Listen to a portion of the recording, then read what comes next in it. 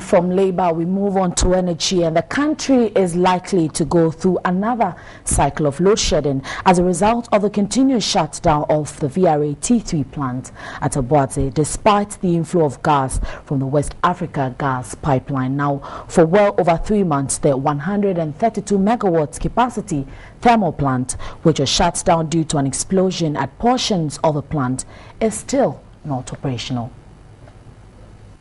The VRA T3 plant was commissioned on February 25, 2013. The plant, which is a combined cycle, operates on light crude oil or natural gas and produces 132 megawatts of power to the national grid.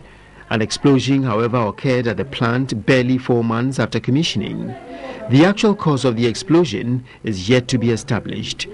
Meanwhile, VRA is awaiting a report on the cause of the incident before the plant can go through maintenance work. Briefing the Parliamentary Select Committee on Finance, the project manager at VRA, Collins Obeng, explains, though one unit was affected by the explosion, the entire plant has been shut down. The country is likely to go through another cycle of load shedding despite the inflow of gas from the West African gas pipeline if the plant is not fixed on time. Though the members of the committee expressed worry, they explained they would ensure the project comes on stream. Meanwhile, all other plants at Obuasi are functioning. This is gas turbine number 4. Well, we also understand the Turbo Gas project, expected to be completed by the end of 2013, is likely to delay due to late disbursement of funds. In a meeting with the Parliamentary Select Committee on Finance, the Chief Executive Officer of the company, George Sipayanki, explained the project would be completed by the first quarter of 2014. Work on Ghana Gas Pipeline commenced in April 2012. Ghana Gas would process, transport and market natural gas for the country. The project, worth $1 billion, is 85% funded by the China Development Bank and 15% from the government of Ghana.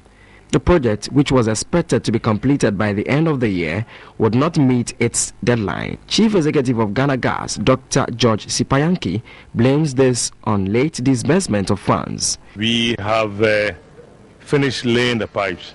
What is left is to do the post-lay survey, to finish the post-lay survey, which was started earlier on, but had to be discontinued because of financial problems. There was some challenges with the CDB loan, which have delayed the project by about 3 months.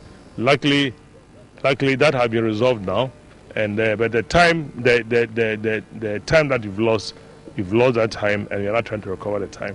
He enumerated the benefits after completion of the gas project. First of all, the doomsaw will either come to an end or will be curtailed quite drastically, because we at Ghana Gas are promising the people of this country that we will supply gas uninterrupted 24 hours a day to VRA and to some of the other power plants, so that they'll be able to generate power for the Ghanaians.